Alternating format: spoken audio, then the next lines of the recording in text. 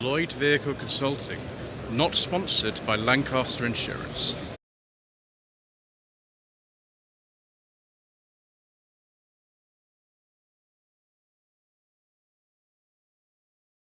The blue is a nice as well. Good afternoon. Today is the 11th of November, and this is part 7 of a slightly shambolic shuffle around the 2022 NEC Classic Motor Show. This is a 1997 Vauxhall Astra Arctic 2. This is a 1.6 automatic. Quite late for a Mark III Astra, or Astra F as sometimes called.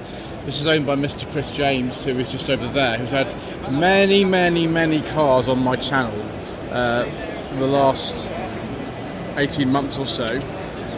I do hope to do this one at some point. It wasn't possible when I saw this at the Furious Driving social event on 1st of October, but there we go, Nautilus Blue. Arctic 2 will, it's the second type of Arctic Special Edition. This will have air conditioning in it. Got an E39 BMW here. Would this happen to be, viewers, a beige leather interior? Because I do like a nice beige leather interior with wood. Very nice. And here is Mr. James. Hello, sir. Hello. Very nice Astra, sir. Are you okay, Joseph? Yes, thank you, sir. Part 7 already. Excellent. Busy day. Got to keep going, sir. All 3 days. So yeah, this is exactly one way to go yet. So 1999 E39 528i. I'd like to have a go at one of these at some point, viewers. I was off to go in an M5 of this generation a couple of years ago, but unfortunately I decided not to do it, which is a bit stupid really, but never mind. This pre-facelift Rover 800 here is owned by Mr. Chris Pollitt, who appears on the Car and Classic YouTube channel. This has been rescued from a hedge quite near where I live. It's been sort of a restoration series on the channel, which I've been very much enjoying because I like British Racing Green and I like Rover 800s. So it's been most fascinating. Ooh, cable snagged on there. There we go. Don't touch the cars or exhibits. That's a good idea. Can't remember what year it is. It's an 89. There we go. Another registration is this XJ40 Daimler. Oh, viewers, it's not only a Daimler, it's got a beige leather interior with wood.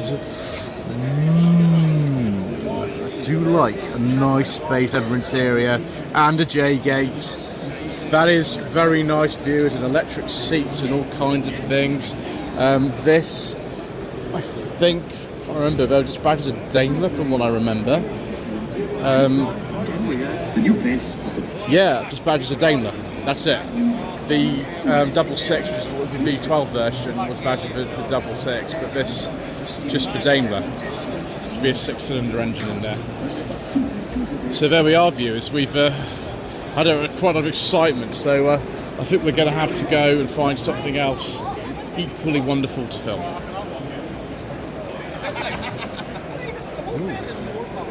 Another sort of more general stand here. E30 BMW 3 Series convertible.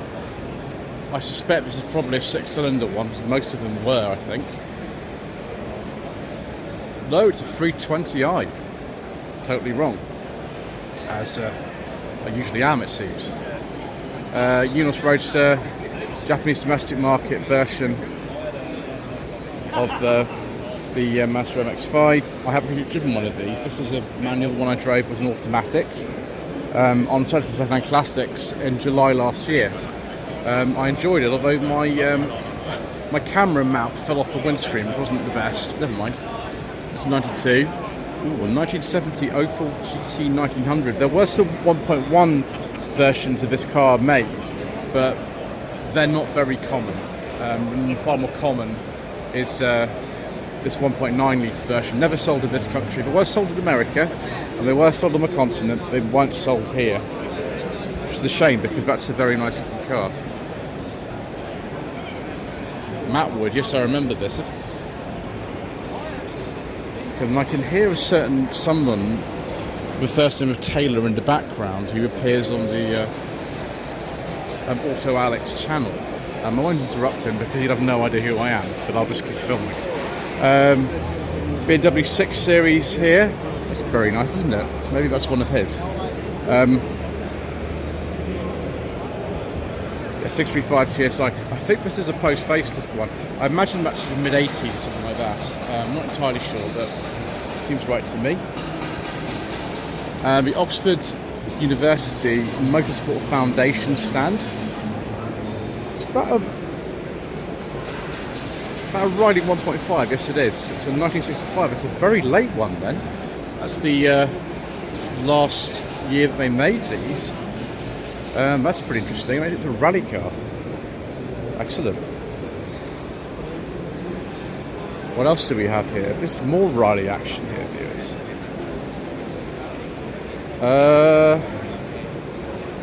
Yes, it's a Riley Kestrel. Practical engineering project.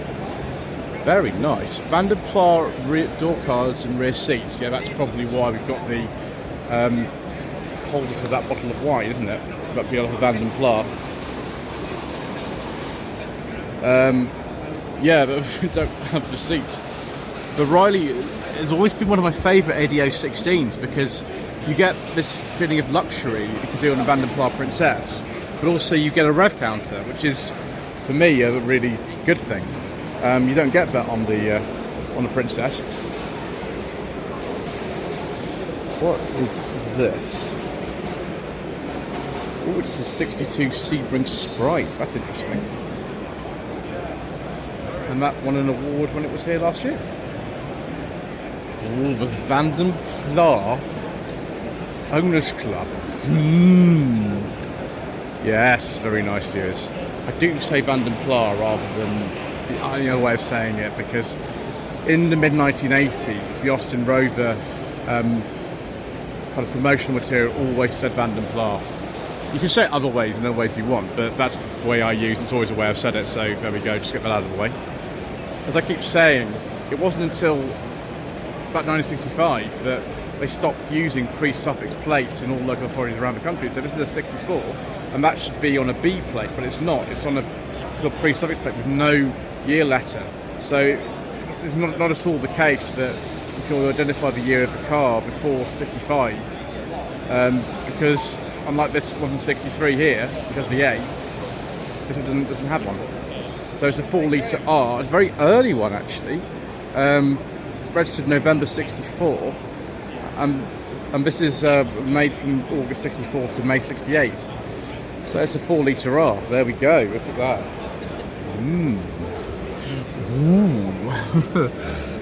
Cream leather interior. That one though over there, viewers, has even more special stuff. So yeah, Vanden Plas 4-litre R, and this is on a 63 Vanden Plas Princess 1100.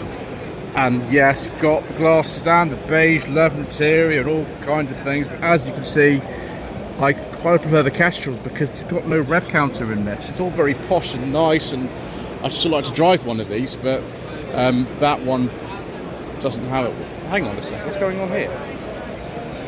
So that must be a personal plate, but it's registered in 67. Something else, something funny going on here, viewers. All right. So Vanden Plas 1500. It's not got a Allegro badge. Never badged as an Allegro, based on Allegro, of course, but never badged this one. Do we have picnic tables and a little champagne flute? And again, I'm going to have to resist grabbing those cakes, viewers. We shall not do that. Instead, we'll admire some beige leather interior goodness with wood. And this that we've kind of peaked here, viewers. Yes, it's a Rover 216 Vanden Plas EFI facelift, and it's got a leather interior that I think is maybe beige. It looks beige on camera, so I'm going to say that. It's a manual. It's wonderful. I want it. I keep seeing this car, and yes, whoops. I almost just demolished the whole stand there. That's not very good, is it, viewers? When they say Shambolic shuffle, I really mean it, because it's shambolic. Got too excited, viewers. I'm going to have to move on before I demolish anyone else's stand. Yeah, it's an 88, this one. So it's very, very late for the Vanden Plas badged cars. Yeah, it's very nice indeed. Let's try not to fall over or crash and do anything else whilst we're here. So, Midget and Sprite Owners Club here. Can't see what this one is. G, so 68, 69. Is this a Sprite or a Midget? It looks like it's probably... No, that's a Midget. I thought it might be a Sprite with that grill, but it's not. What is this?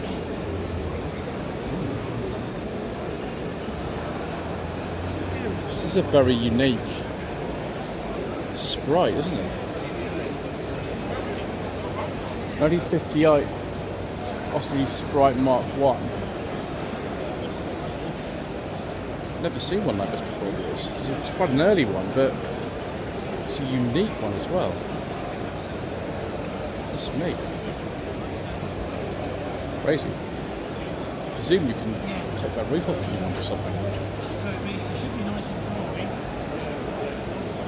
So this will be a Mark 2 midget. It's got the exterior door handles. Yes, it is. It is a Mark. It is a Mark 2. Registered in 1964 in Hampshire. Yeah, that's where I live.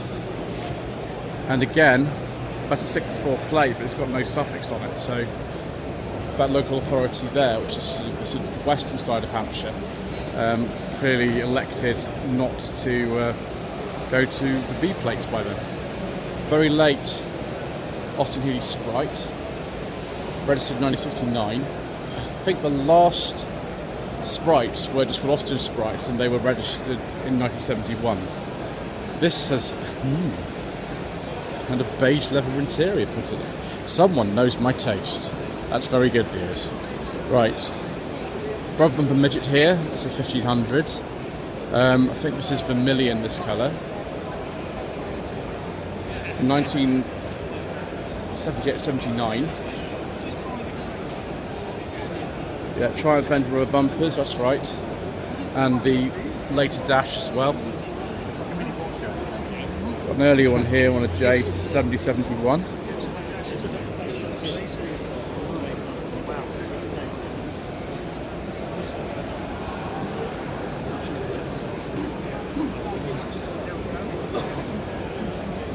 Engine upgrade there. Morris light commercials, although some of these are Austin badge, of course, because after the Austin 35 van was taken out of production in 1968,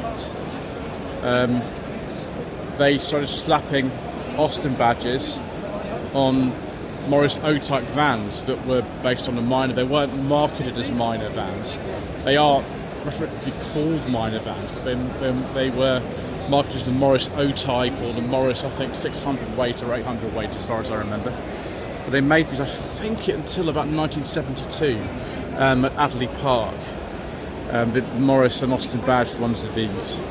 This is another Austin badged one. This will be about a 71. Yeah, there we go. I was right. Morris pickup, Morris 800 weight van. And there we go, from March 68, the 600 weight, 800 weight to be purchased with Austin badges and branding. There we go. So production finished in late 71, but someone registered 72. So everything's been cleared up, viewers, and we're all happy again now. So another late one here, another Austin badge one. Why they want to pull the Austin badge ones out, I don't know.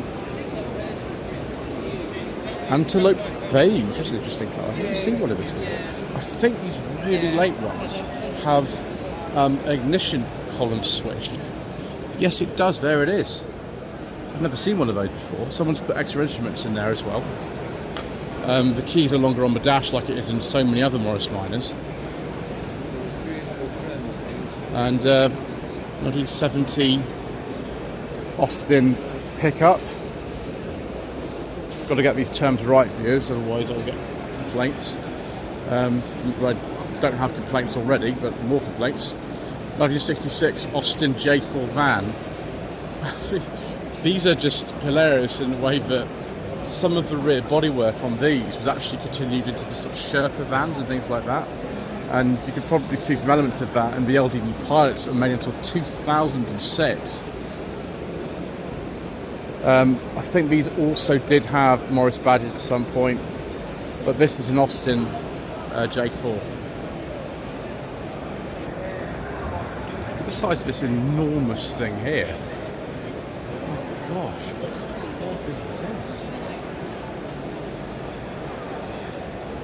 British Land Special Tuning Services. I don't think I've ever seen one of these before.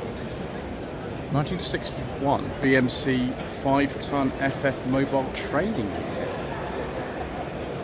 I haven't heard of those at all. What's this then? Yeah, Morris van, Morris commercial. Looks a bit like a Morris 8 Series E, but I wouldn't like to say. I'm probably wrong, viewers, as off in out. Yes, I remember these. These were used in the wartime. I think this is the same type of thing that Queen used to actually drive. Obviously, the ambulance version of one of these. Ah, yes, Austin K3 1940. Yeah, there we go. Don't know anything about what the things do, but it's wonderful to see something like this. And then another Morris truck here, Morris K140 truck. I have no idea what one of those is, but here we go. Yeah, Morris FF tipper. We saw some Rileys earlier on. Here's some Wolseley's. Very, very late Wolseley Hornet. This is a Mark III. Now these were discontinued in 1969, so this will be a on a sort of G, isn't it? So yeah, 1968 this particular one. See on here it's got the same door handles as a Mark III Mini, or the same doors actually without the exposed hinges. The Mark III Mini got those later than the Hornet and the Alf. And there you go, so there's a Mark III on the back of there. A bit more practical, bit more boot space. By contrast, this is a much earlier Wolseley, this one. Much earlier.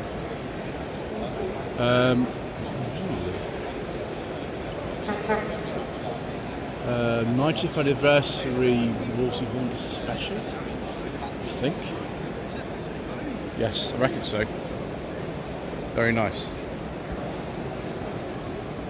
Another Morris O-type van. This one will be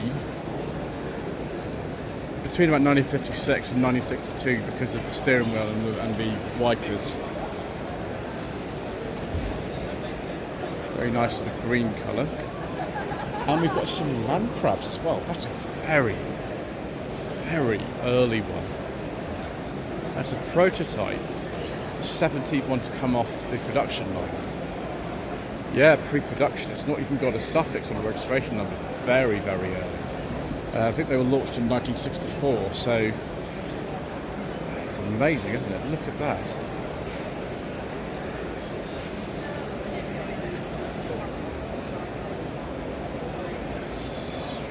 Wow.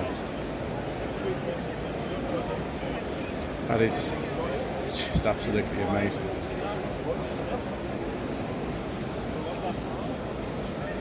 Hello, Arthur. Yeah, so made in 63, registered 64. 1968 to 9, Wolseley 1885 automatic. I can't remember the name of this colour. That looks very plush. It's a lot plusher than the Land Crab that I drove, which was a very early Austin 800 Mark II. I drove that in second-hand classics last month. That was interesting. If it was seatbelts, I seem to have problems with that. And here is a Mark I Austin 1800 with a different interior. The interior on the Mark II is quite different from this. Very kind of Isagonis, isn't it, with this sort of steer strip speedo and things like that. Probably vinyl rather than leather with the beige interior, and the back end's completely different. The lights are completely different on these Mark I's too. The Austin Counties Club have a special celebration of the J40 pedal car here on the back of, I think that's an A70. It's hard to say because it's parked the other way round. But we do have other things here. For example, this A40 Dorset two-door saloon for just £392. Also got another J40 in here. That made sure I don't snag myself on the scenery. Sorry. There we go. Looks like is this an A70 or an A40? Maybe it would say on the front. It's an A40. Excellent. I'm actually getting things right for once, viewers. That's obviously better. Ooh, is this a beige leather interior, viewers, or just vinyl? Don't know about that. Let's leave before my ignorance is discovered. We've got some more tasty treats down here as well. Austin A30 and A35 Owners Club. Ooh, I didn't realise they made a countryman version of the A35, but they did, and here it is. Excellent. Oh yes, the grille on this is very different from the A30. Well, this is the really early one, which is 7. It'll be very, very early. 70 years old. Which it is, the oldest A30 on the road. Goodness me, this would be, 52. Wow. Production started in 1952. Wow. Goodness gracious me. I always think of these as having 2 doors, but here's a 4-door model. And there's another one. This is a very late A35. It's still a 2-door, but the grille's different. That's one way, and the rear window is different as well. And hello to Godfrey Luke _89, sorry, _59 on Instagram. And an A35 van, I imagine it's an A35 van. We'll look at the front grille and all this information sheet. Let's look at the information sheet, there we go. A35 van, I was absolutely right. And again, this grille is different from the earlier ones. Let's now go on to the A40 Farinas. There's a couple of them here. I wonder if we've got a countryman. Why, yes, we have, viewers. It's one of the earliest sort of hatchback style cars ever in this country. I wouldn't like to say it's the first because I'm not sure about that, but it's one of the first. And this is an earlier one, 1959 A40 Mark 1 Saloon. I think they came out in 58, so yeah, there we go. I'm trying to crash into anybody. 1100 Club here. What have we got here? Oh, it's a GT. It's just it's Austin 300 GT, quite a late one. 72, 73 registration. These were the sort of faster ones of a lot. I think they had like 70 horsepower, these. Rev counters and I think an all synchro box, brake servo and all kinds of things. Morris, I think this would be an 1100 Traveller. Similar to that Countryman that we saw of the Austin version. I do like these viewers. I've said it before, but I'll say it again. I really like those. What have we got here? We've got something special.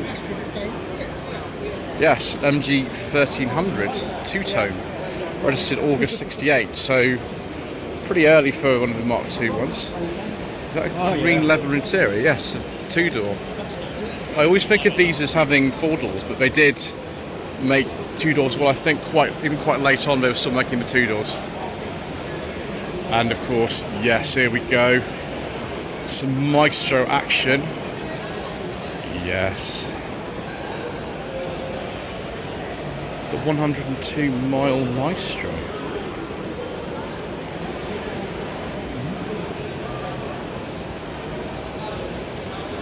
Registered in August 84, 102 miles on the clock when it was found in the mid-2010s.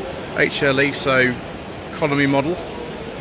Volkswagen gearbox, I think out of a Polo Formal E. Look at that colour. Much later Maestro van here. Let's just see if we can talk about this or not. Oh yeah, we can. It's a petrol one. Excellent. Yeah, very late one. I think Summit Garage and Dudley have one of the last one of these. It says for 1.3 plus engine in it. Do we have a 5-speed gearbox? Yes, we do. Interesting. It's not the gearbox I was expecting for it to have. I thought it was going to have a Volkswagen gearbox. Yeah. Ah. Oh dear. I'm afraid we've been doing Jeep viewers. We can't talk about that. I do apologise. There's a wrong engine in it. Yes, this is a car that's appeared actually on the internet before. I think as well. This was at the show last year. MG Maestro 1600, the S-Series engine. They were only made, I think, between July and October 1984, so it's a very rare car indeed, this one. Before we went to the 2-litre engine later on. It's got the Digidash in it, which I actually found in the, the Maestro Vanden Plas that I filmed back in 2020 on the channel, which I very, very much enjoyed, viewers, as you can imagine. So this is the Montego Estate. This is an August 85 car, 1.6 HL with a chocolate brown interior. That's quite nice, viewers. I like that. It's even better. This is the Metro Vanden Plas that I filmed September last year for the 4,000 subscriber special. It's an 83, and it's got a souped-up engine in it. It's probably producing about 85 horsepower actually, as opposed to the original would have been about 72. That's very nice. It's very special. It's been to a trip to the continent actually recently, and Steve, who owned this car, is just over there. But we've got more Vanden Plas action here, viewers. We've got 2 more. I don't mind if I do, viewers. 88 Vanden Plas. This is a very late one actually. I think the Vanden Plas finished in 88, so it's a manual, so it'll have the same engine in it as the MG Metro 1300. The autos had 63 horsepower, this is 72. And there's another one here. Can't see if that's the auto, so it'll have the slightly less powerful engine. That's very nice. That's a little bit earlier. It's also an 88, but it's an earlier 88 one. Well, this is another Vanden Plas. This is maybe earlier than Steve's one. Is this? Oh no, it's an 83 as well. Yeah, it's got this sort of very nice crushed velour. This is an auto. Steve's one's a manual. Yeah, very nice. And then we've got some MG Metros. I've just done an MG Metro on the channel actually. This is quite an early one. It's actually an 82. Wow. There is an earlier MG Metro that I've seen. This one's having a bit of repair to the door. Is this a turbo by any chance? Is this one? Yes, it is. Very nice. Yes, please. The MG Metro I drove was a 1300. This is the turbo. It's an 89. It was this colour though. Rather like this one over here. It's also a 1300. Those wheel trims are not correct. I think they probably are going to need to put some original wheels back on at some stage, but it's quite difficult to find certain types of Metro wheels back these days due to like imperial metric sizing or something. It's difficult to find original wheels in Metros rather than the sort of later K-series ones. So this is a 1990. It's a very, very late one. Ooh, it smells of nice polish. Oh, it's an early turbo. Ooh. That's also nice, viewers. We like that. When's this? It's an 82. Gosh, it's probably one of the very first MG Metro turbos. So we've got Mark II Escort here. These are some of the trade stands. I'm not going to go too much detail about these. The Owners Club standards that we've actually finished in this haul. It took a while, but we did it. And here's a nice Mark II Ford Contour Lux, a very late one actually. for 62. Right, I think that's enough for today, actually, viewers. We've done a lot, 7 parts. That's 3.5 hours of filming. So I think that's quite enough. We'll come back tomorrow and we'll probably start in Hall 1 or Hall 5. But we've done all right this today. Thank you ever so much indeed once again for watching. Please don't forget to subscribe to the channel, like this video, leave a comment below. And we'll just see you soon for more, slightly less than accurate filming. Lloyd Young Consulting stickers, t-shirts and mugs are available by clicking the link to the Google form in the video description below.